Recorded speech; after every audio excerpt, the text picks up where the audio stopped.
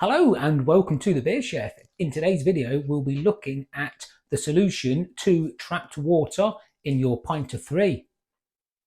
This information was included in my Pinter 3 cleaning guide. However, I've chosen to put it into a separate video here so that it is accessible for quick reference to individuals that are looking for the solution to this problem.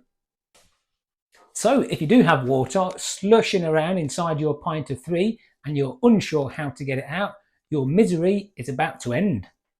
When you come to wash your Pinter, you've basically got an inner fermentation vessel and then the actual shell of your Pinter on the outside. When you wash your Pinter, it's inevitable that at some time water will run through the gaps and it will get trapped in between the outer shell and the inner fermentation vessel. Now, Pinter's resolution to this, if you look at the diagram on the screen now, is to remove the bottom right hand rubber foot. You can actually see that there's a little indentation there where you can get like a flat bladed screwdriver in to pop the foot out, and any water that's trapped can be poured away. In this instance there's no water trapped in there, but you'll hear it. If you tip your Pinter up and there's nothing coming out, but you shake it and you can hear water, then it's trapped in the case and you'll need to take that rubber foot out. Now you might have noticed, no doubt, that I have no rubber feet in this Pinter, or in fact I don't have rubber feet in any of my Pinters. I have taken the rubber feet out and threw them away, and the rubber feet, I don't want to keep popping it out to let water out and putting it back in and popping it out, putting it back in. So I just take all four out and I put them in the bin. Now the other thing is, why I take all four out is because after I've washed my Pinter,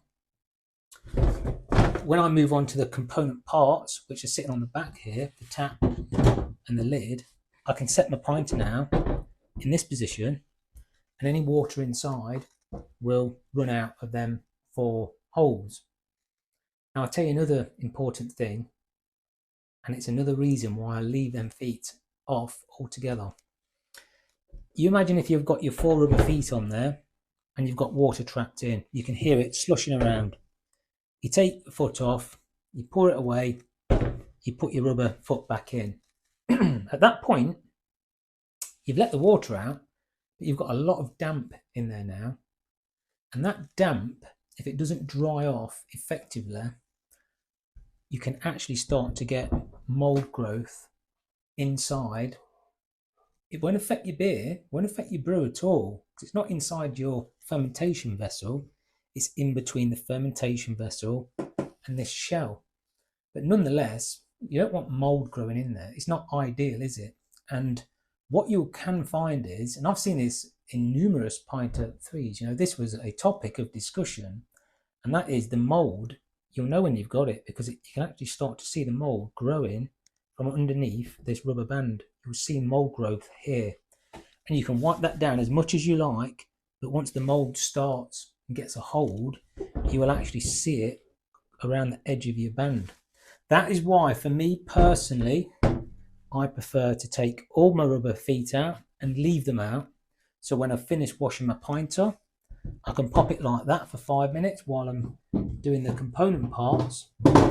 And also when it goes into fermentation in this position, the air is allowed to get in there, dry it all off, and prevent mold growth ever occurring. So this Pinter is now washed, cleaned, rinsed, happy.